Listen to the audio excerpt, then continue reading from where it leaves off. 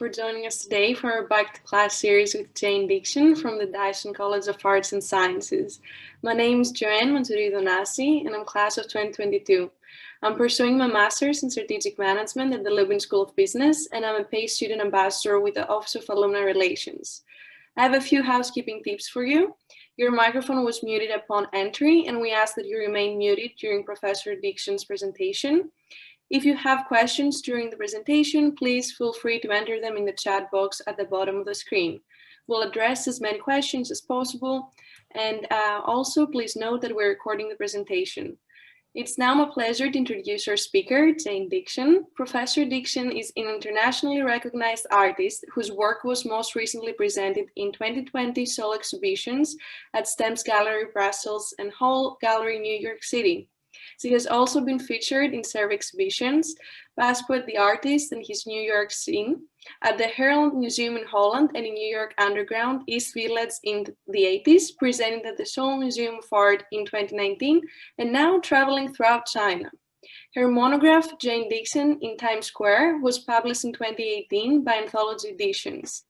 Dickson's art is owned by 38 museums, including the National Portrait Gallery at the Smithsonian Institution in Washington, D.C., the Museum of Modern Art, the Metropolitan Museum of Art, the Whitney Museum, the Brooklyn Museum, the Art Institute of Chicago, and the Victoria and Albert Museum in London.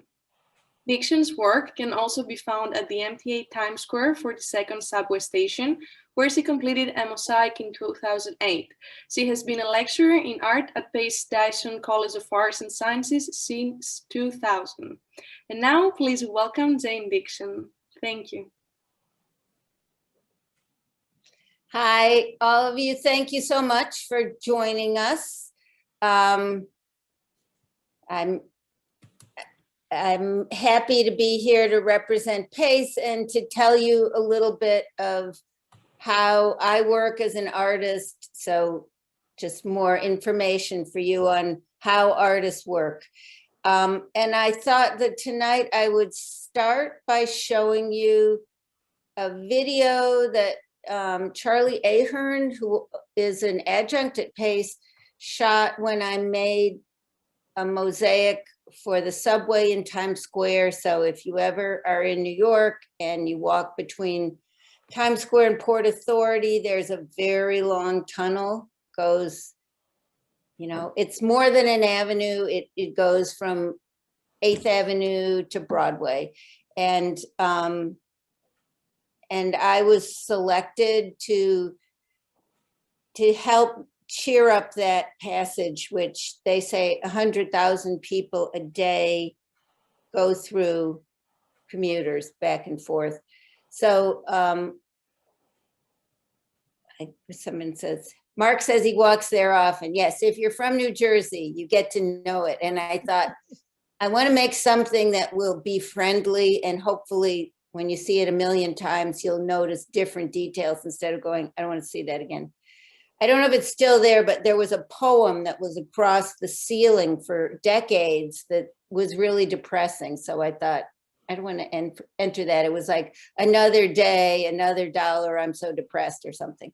So let me just start with this video, and it's 10 minutes and I'm talking in it. So then afterwards, I'll show you a few images and talk some more and answer all your questions. So let me see if I can share my screen effectively.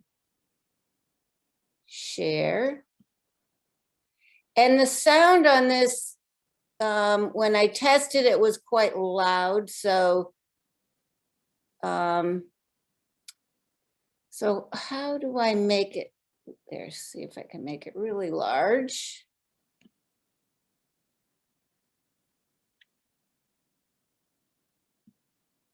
And now I'm afraid that I've cut it off a little. Hold on one second. All right, let's see if we can. All right. I'm going to turn the sound down a little because it seemed deafening. Let's see if you can hear this.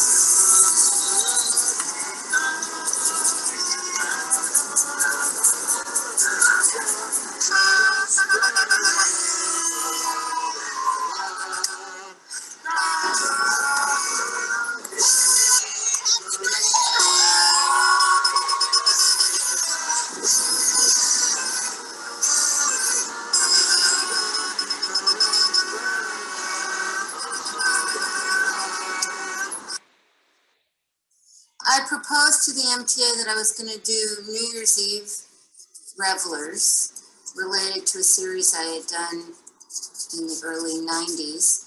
And Charlie and I went out on New Year's Eve to Times Square and took a lot of photographs of people in the crowds. And we got a lot of great pictures, but you can't, in those crowds, you can't get people's legs, you just get them from the top in the crowd. And I realized I needed full figures for this wall. So then I thought, okay, let me get some friends to pose as if it's New Year's Eve so that I can use their legs and their bodies. And I found that people, if you ask somebody to dress up and look like they're having fun, they have fun.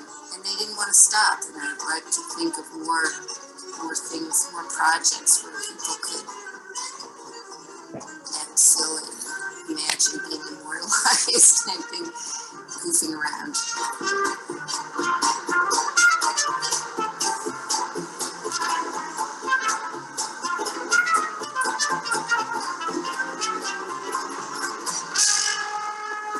It's like a full circle. Jane has been part of Times Square for longer than I've been in New York, and that's a very long time. And for many years ago, she even lived here.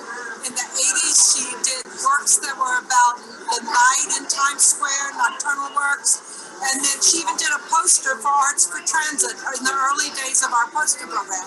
Here she is, all these years later, 2008, we are celebrating the full circle for Jane Dickson to have these revelers, these 70 people in Times Square.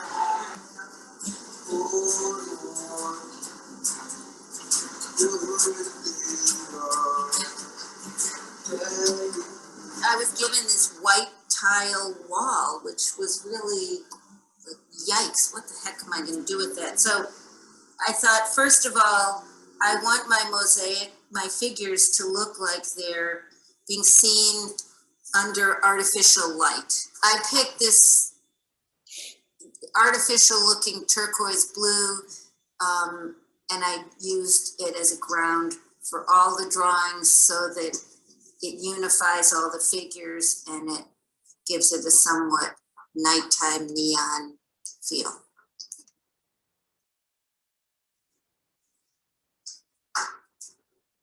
When I designed this mosaic, it was unclear how many figures I was going to get to make or exactly where they were going to go in the subway. The MTA said, this is our budget and here's this huge space. So make a proposal for something in this space. So I thought, I've got to make a very flexible proposal because I'm not clear what they're going to let me do. If I can do these New Year's Eve revelers cavorting along the corridors, sort of accompanying your average commuter in a more cheerful way, that's a really flexible project and I can put these figures pretty much wherever they'll give me the space. And then they said, well, we love this idea, but where exactly do you want to put them? So then I went and identified what appeared to me to be every spot in this corridor where they might go.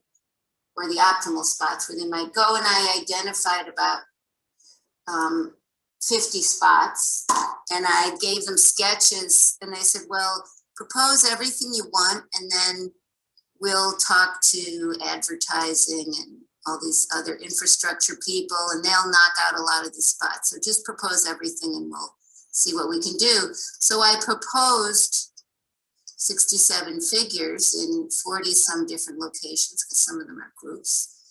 And they just went, okay. Questo quella per me pari sono a contarci d'intorno mi vedo, del mio cuore però non cedo, meglio che avanti My name is Fabrizio Trevisanuto, and we are in my studio together with my father, Giovanni. The name of the studio is Giovanni Trevisanuto. We're here in Italy, and we're working together with Jane Dickson on a project for the MTA in New York.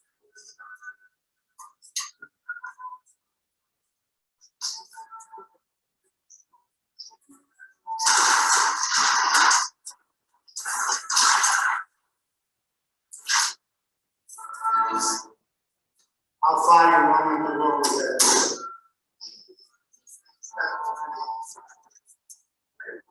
Okay, so that doesn't look bigger than you, right? It's not the same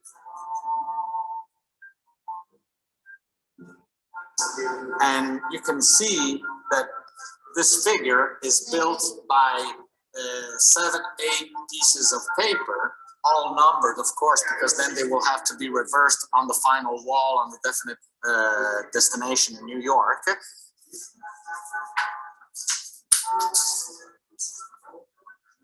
These figures represent New Year's Eve, so they're dressed more brightly with the plastic hats and horns, and they're dressed more flamboyantly than they would be if it was the regular commuters would be dressed all in black.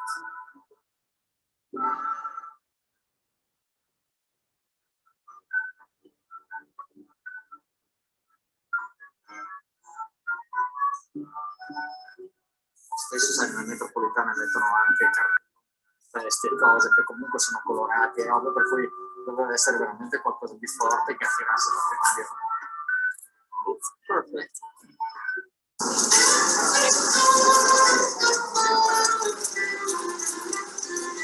Which one is this one? Number 21.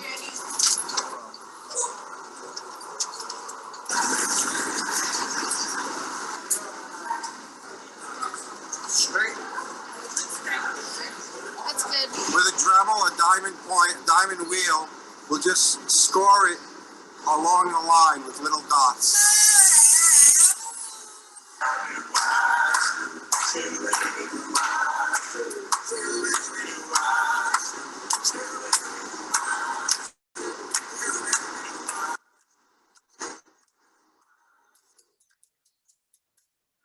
And then we chisel everything down and install the new mosaic.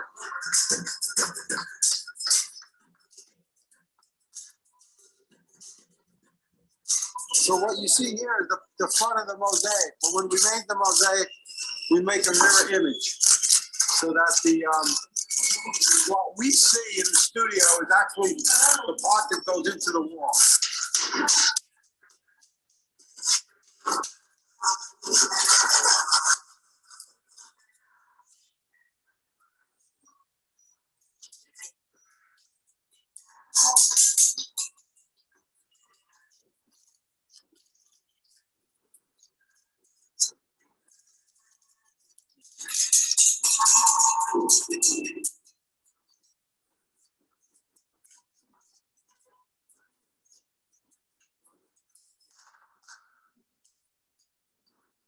Right now we're wetting the paper, and we're going to take the paper off, and then we'll start cleaning the glue off and adjusting the pieces and taking care of everything.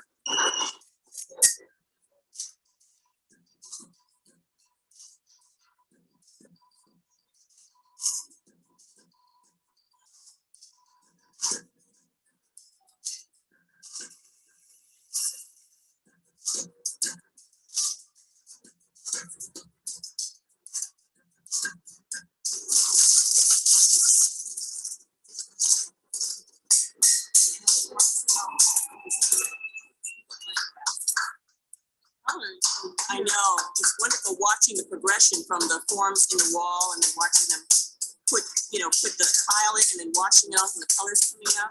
When the person is taking the glue off, it's as if those forms are coming to life.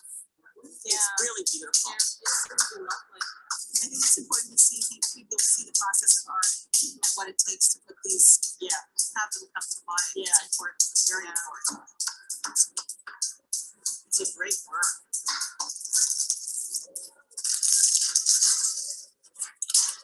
That's beautiful. That's very magnificent. Also, it's also like very creative to even think of something like that. It's outstanding. Like I've never seen nothing like that in my whole entire life. That's very beautiful for New York City Transit Summer.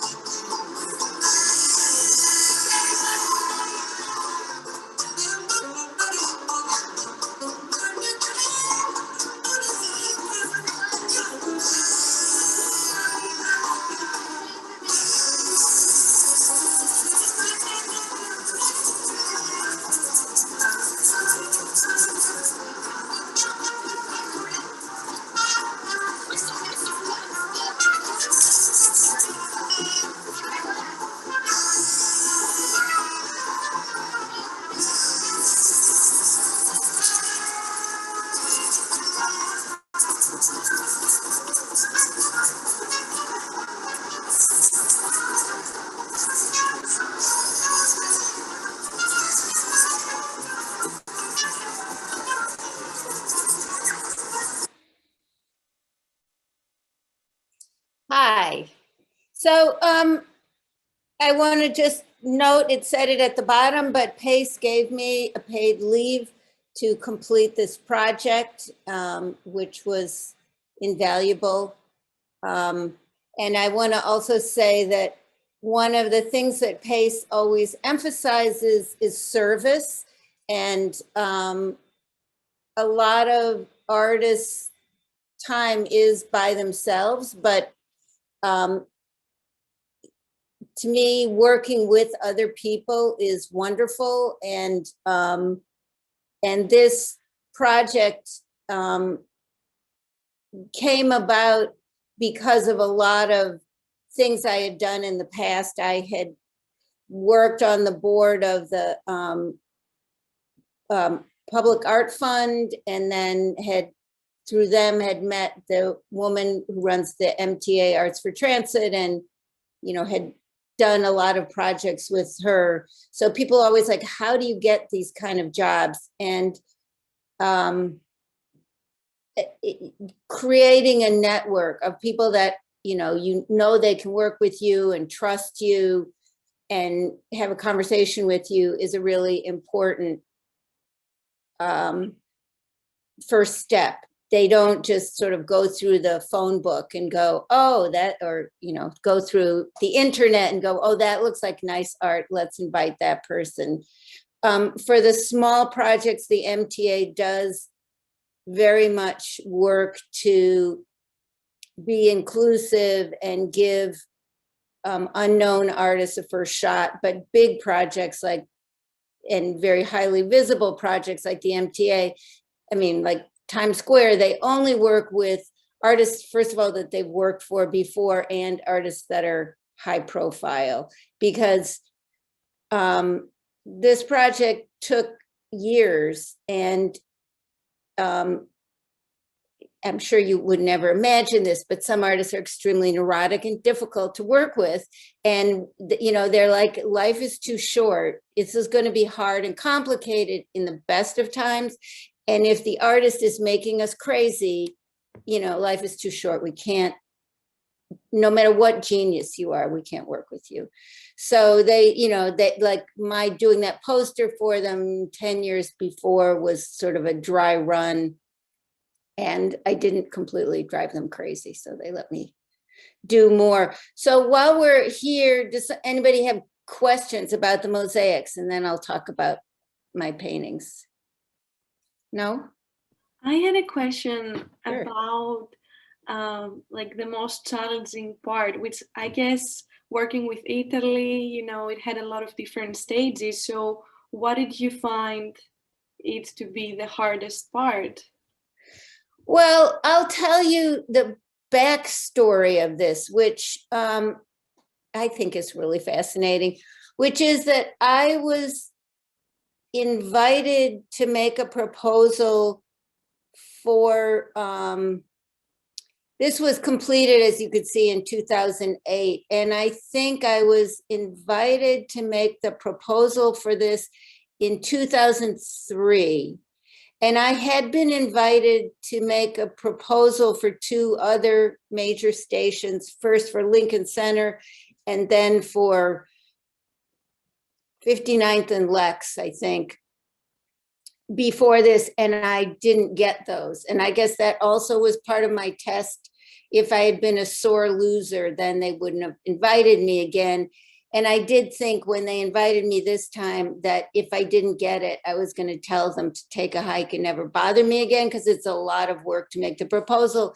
And they gave you, I don't know, maybe $200 or $400, but it's months of work because you have to really, you know, go to Lincoln Center and think about what would be a great idea for this station. And actually, when I was proposing for Lincoln Center, I had just been diagnosed with cancer. So actually it was 2002. And I was in treatment and I could barely walk or breathe. So I don't even know what my proposal was, and it wasn't fabulous, but I think they felt sorry for me. So that they invited me again when I survived, which PACE also gave me a paid leave for that treatment, which I was incredibly grateful for. So when they invited me to propose, it was before they had done the renovation of Times Square. This was going to be part of Times Square, and they invite 5 artists each. When they're going to do the invitational ones, they invite 5 artists to propose, and then they get a committee of community and MTA and arts professionals, a panel to, and then you go present it personally, and they then they have a conversation. I've been on these panels, and everyone argues, and then they decide who to invite. So in 2003, they put out this call, and I think partly it was because when I did that drawing for the subway, they for that poster for the subway, which was sometime in the earlier 90s, they paid me for the poster $1,000, and they got to keep the artwork. And they had this contract. The MTA has lawyers, in case you never knew that. They gave me a contract that looked like a phone book and said that they could make refrigerator magnets and anything they wanted, and I wouldn't get a penny. And I was like, $1,000, they get to keep the drawing. That's what my drawings cost, you know. And I showed it to a lawyer, and then somebody said, look, it's great publicity, get over yourself. So I did that, and Sandra Bloodworth, who runs Arts for Transit, loved my drawing and hung it across from her desk where she sees it every day. So when it was time to think of who to invite for Times Square, I think she looked up and went, oh, how about Jane? So they invited 5 of us to propose. And at the time I proposed what I was working on in the rest of my life, which was circus performers on trapezes. It had nothing to do with Times Square, New York, or the subway. And I did it in a hurry. And then they never met. The committee never met and never decided, never. So after like 2 years, I called up and said, who did you pick for Times Square? Because I never heard from you, and I want to get my artwork back, and don't you owe me a kill fee? And Sandra went, oh my God, Kendall, who was was in charge of that space, quit, and we forgot to put anybody else in. So they just forgot the whole tunnel art. So she goes, oh, wait, I'll get right back to you.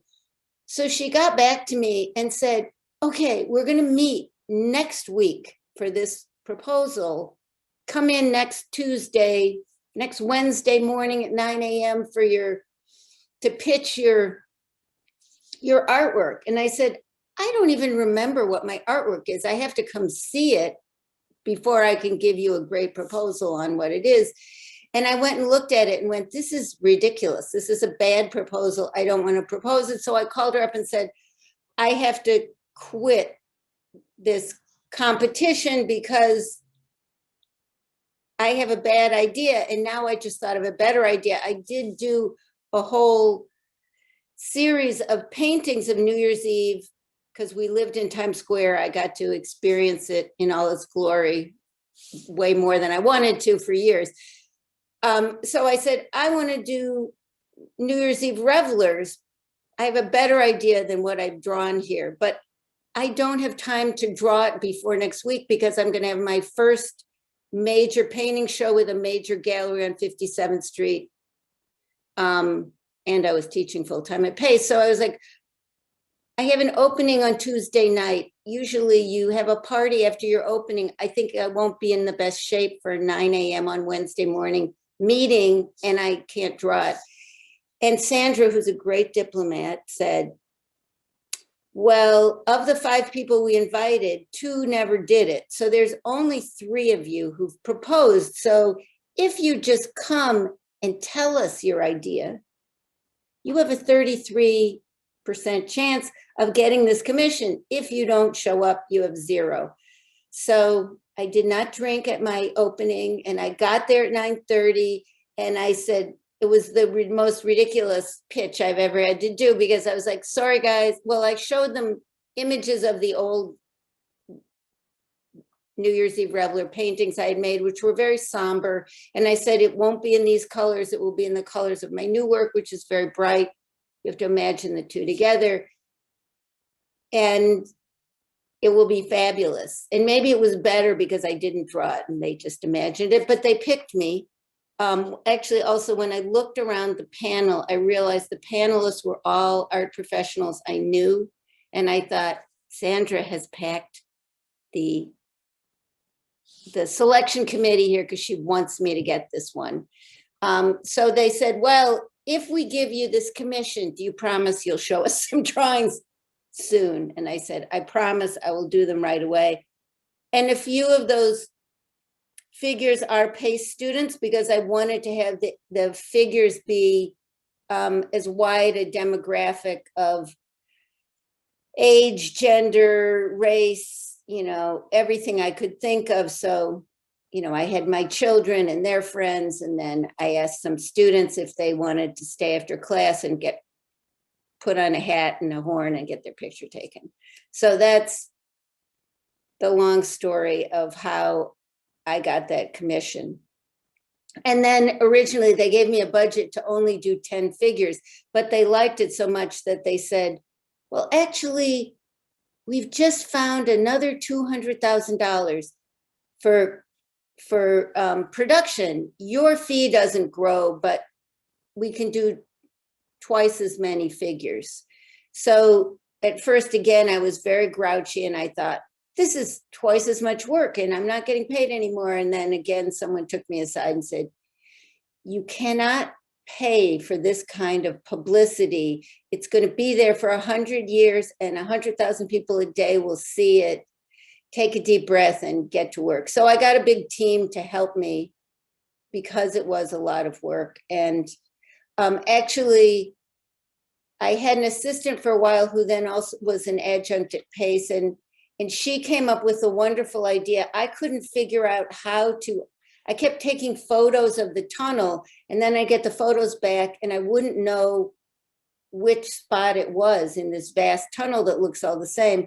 And what Danielle said is, we're going to take a roll of red tape and a roll of blue tape, and we're going to start on the north wall with red tape, and we'll put 1 on the first photo and shoot 8 feet. Then we'll go along and put 2 on piece of tape that says 2.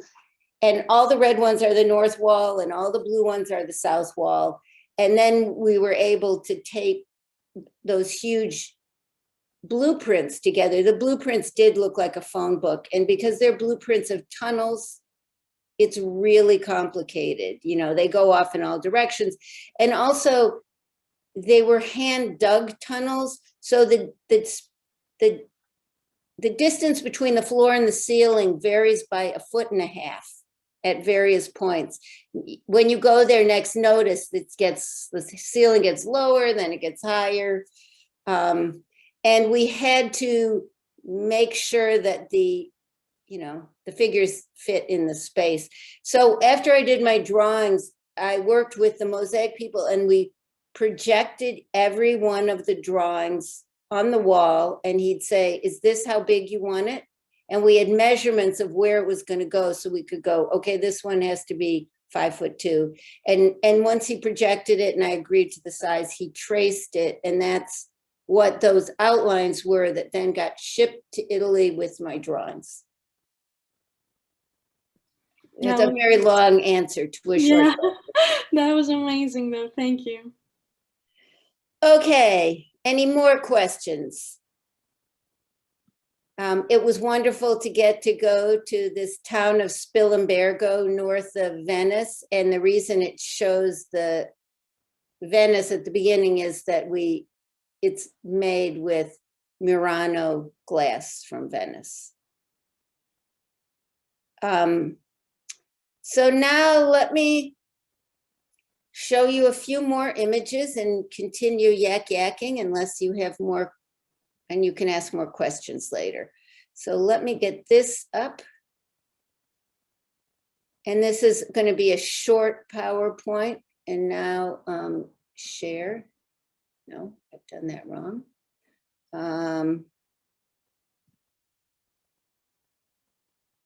To go here.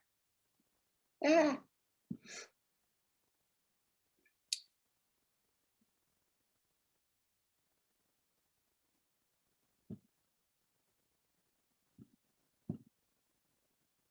All right, and let me see if I can get this into the view that we.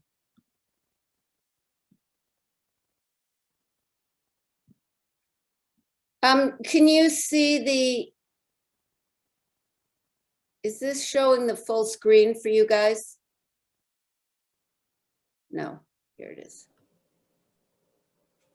Okay, can everybody hear me? Yes, we Yep. can. Great. So when I came to New York in the late 70s, I had studied animation in college, and I have to say I'm very excited that Linda Harrod is teaching animation at Pace. I think it's a very valuable skill. It's a way that artists can actually make a living besides selling their work. So I studied animation, and I got a job designing primitive early computer animation for the very first moving billboard in Times Square. This was it's the building called One Times Square where the ball drops on New Year's Eve. And I worked there designing ads and creating ads for a number of years. And I did the countdown for New Year's Eve. And then after I had been there for a few years, I had joined an art collective, and we were making our own shows in odd places because we were young and no one in a gallery had taken any interest in us yet. And we did a show called the Times Square Show. We called it the Times Square Show. And it was in a building on 40th and 7th Avenue. So just, it would be right up at the top corner of this, just off the top of this slide. And I went to my boss and said, could I please, because they had to do a certain amount of public service because this billboard was considered broadcasting. So I said, could I please do an ad for this show? And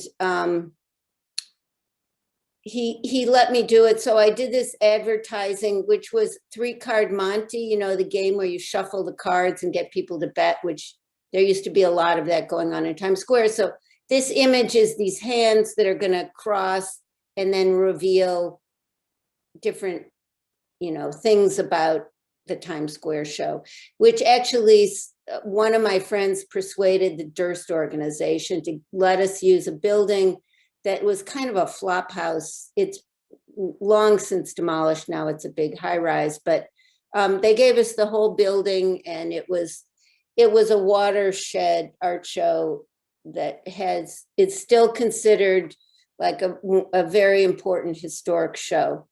So out of that show, someone from the Public Art Fund who we had gone to ask for money, who didn't give us money for the show, but she said, oh, this billboard, I'm really interested. If you could get access for that, we would love to do an artist series on it. So after the Times Square show, I went back to talk to this woman from the Public Art Fund who happened to be named Jenny Dickson. Her name also really is Jane. So it was Jenny and Jane. And I said, Jenny, I'll persuade my boss, and I'll run this project, you know, if you come to a financial arrangement with him, but I want to curate the artists for the first year. And she said, okay. And so the first year because I had met a lot of exciting young artists in this show, like Keith Haring, who maybe you've heard of. So this was Keith's first public project, and a number of other artists that have gone on to be famous, like Jenny Holzer, who has made her whole career out of making art on these kind of LED signboards, but this was her introduction to it.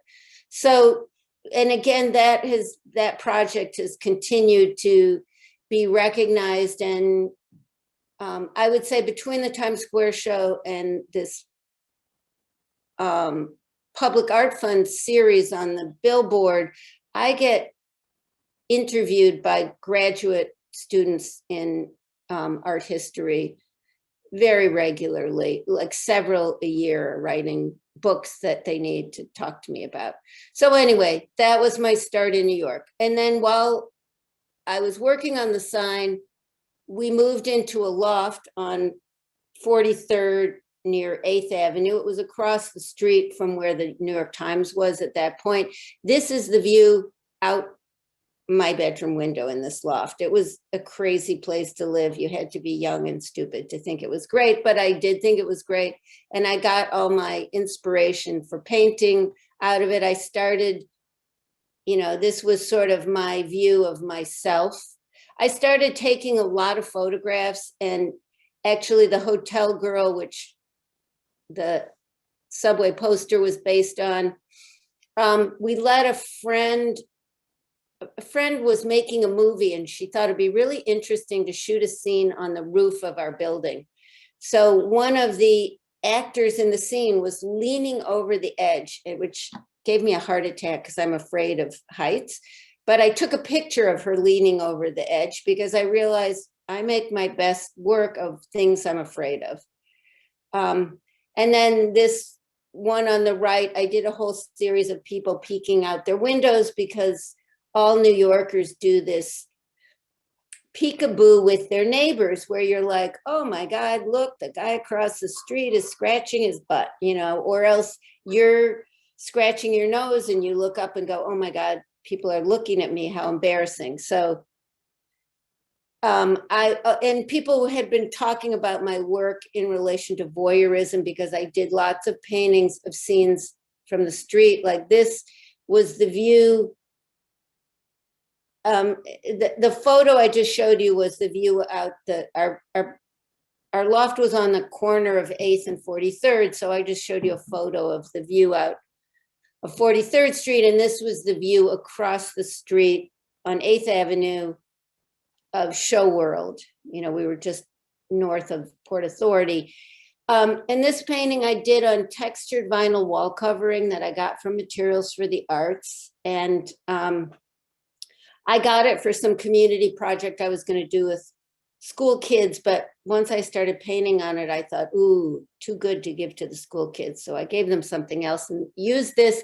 And this painting was purchased by the Whitney Museum a couple of years ago. So a lot of my work focuses on people waiting and anticipating.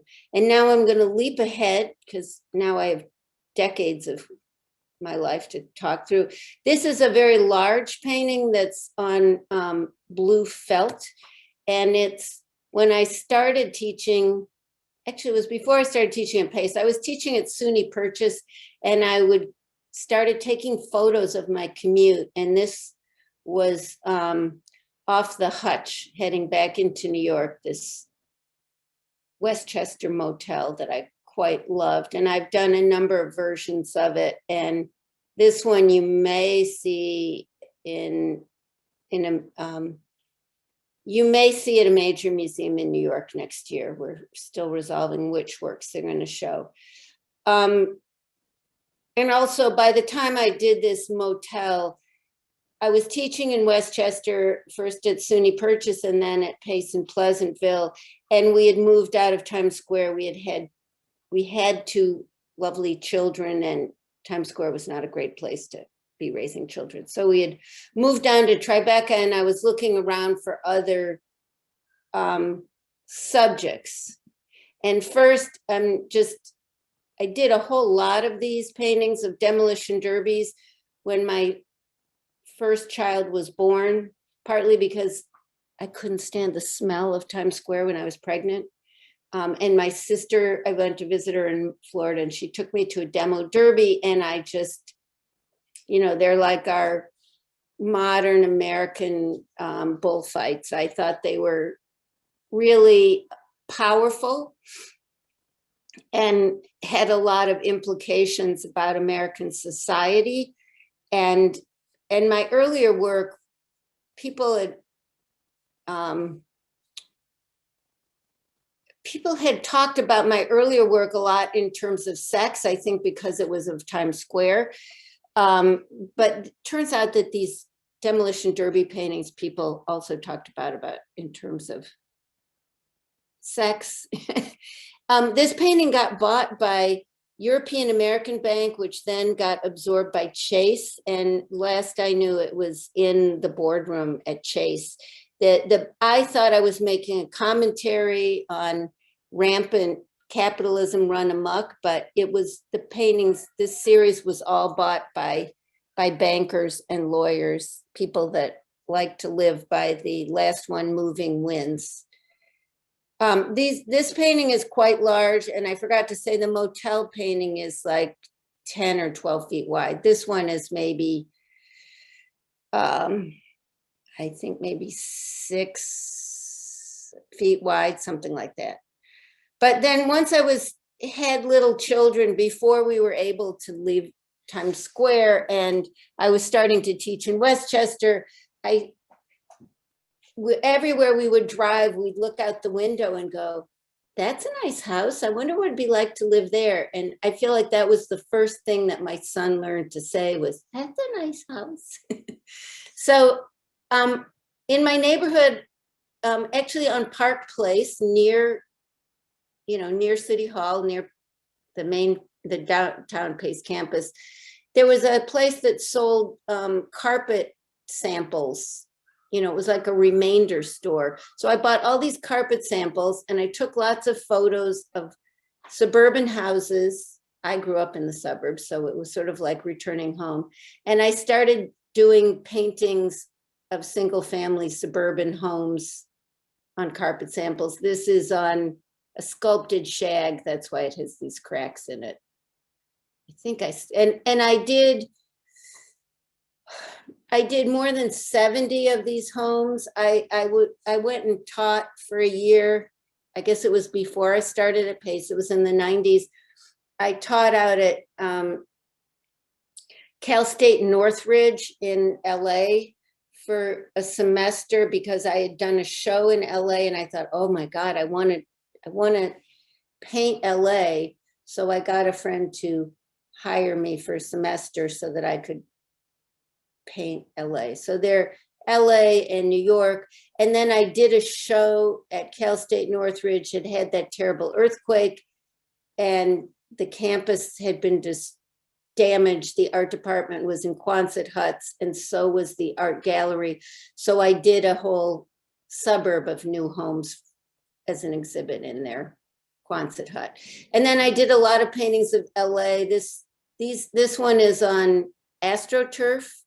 Somehow AstroTurf seemed appropriate. To me, as a East Coaster, AstroTurf sort of symbolized the artificial nature of LA. I have to say all the Californians went, why AstroTurf? We don't get it. And this is on blue AstroTurf, sort of denim blue, which was an odd color. And I thought of this as a sub-series called Mothers Ignoring Their Children because I was commuting. I was in LA for like 6 or 7 days, and then I'd fly back to New York for 4 days. And so I was feeling guilty about not spending enough time with my children, but it was only for one semester. They've survived.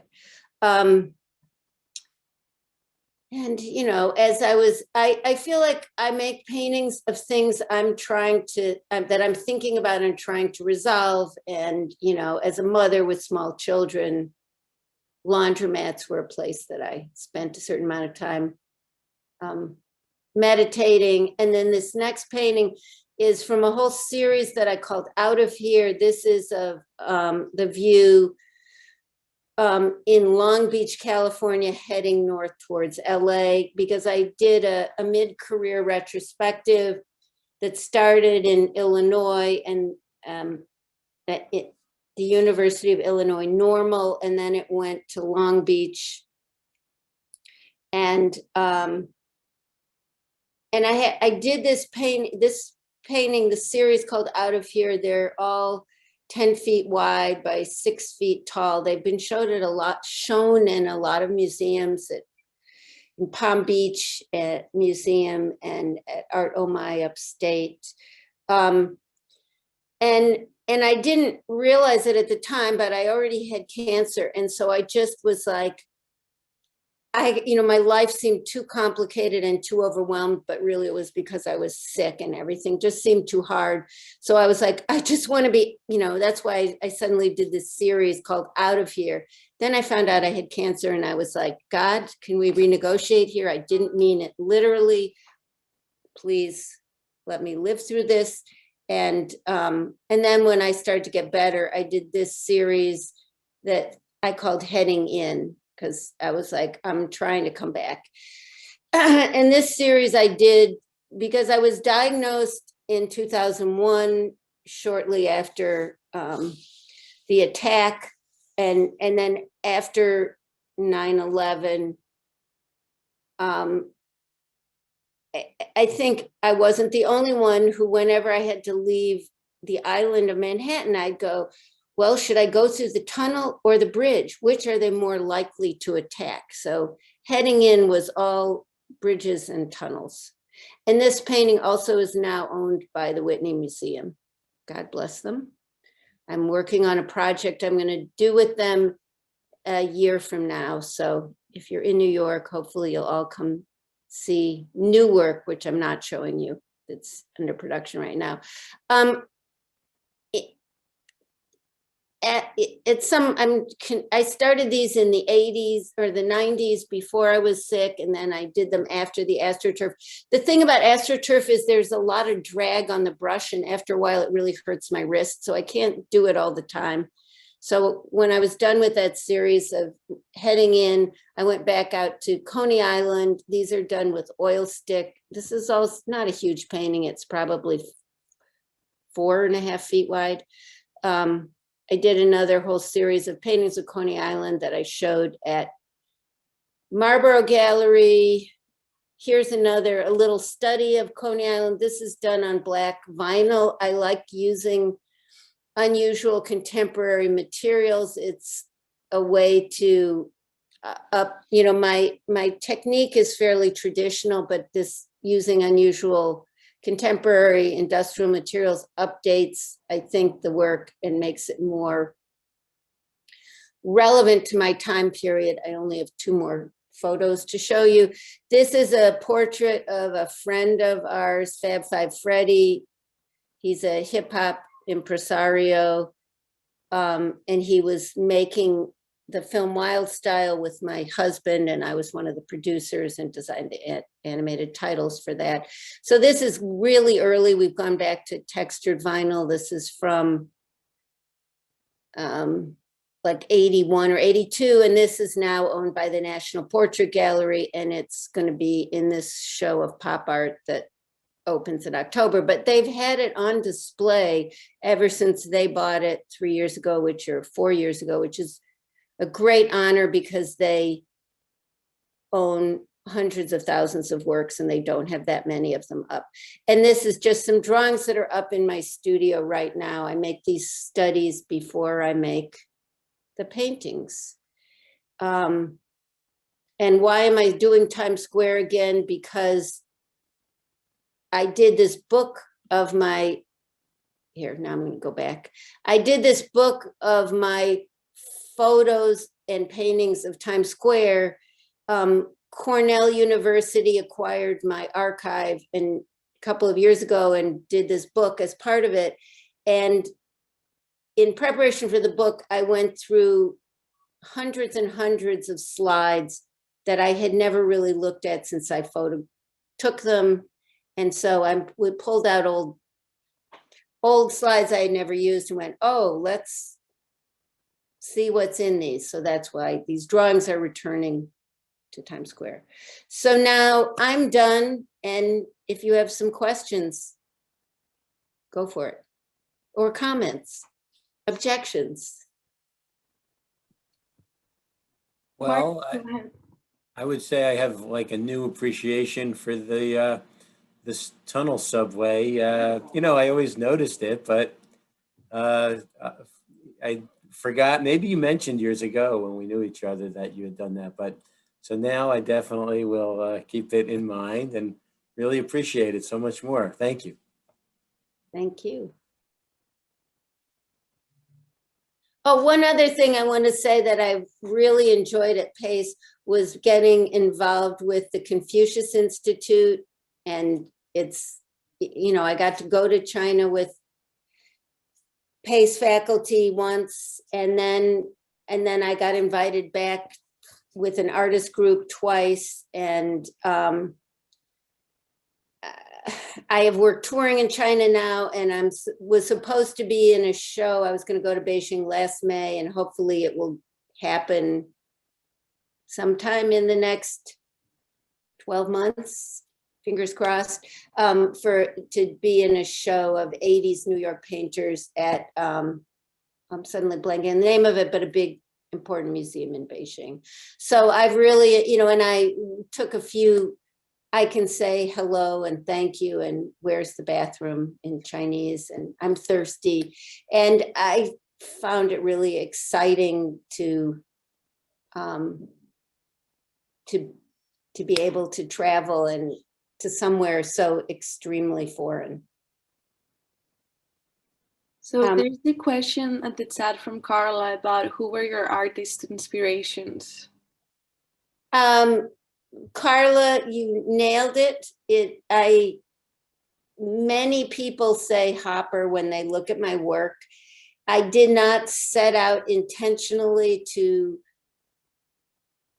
imitate him, but I feel like I share a